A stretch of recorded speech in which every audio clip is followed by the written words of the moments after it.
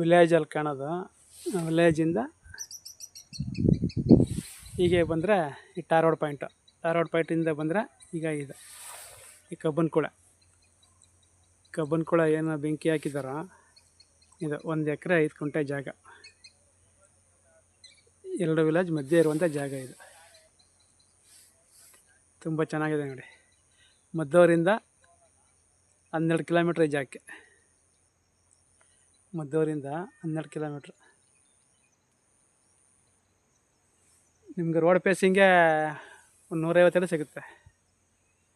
Road facing ಬೆಲೆ ಬಂದು 1 ಗುಂಟೆಗೆ 2 ಲಕ್ಷ ಹೇಳ್ತಾರೆ. ಕೂತ್ಕೊಂಡ್ರೆ ನೆಗೋಷಿಯಬಲ್ ಆಗುತ್ತೆ. ತೋಟ ಮಾಡೋರಿಗೆ, ಫಾರಮ್ ಹೌಸ್ ಮಾಡೋರಿಗೆ ತುಂಬ ಚೆನ್ನಾಗಿದೆ ಜಾಗ.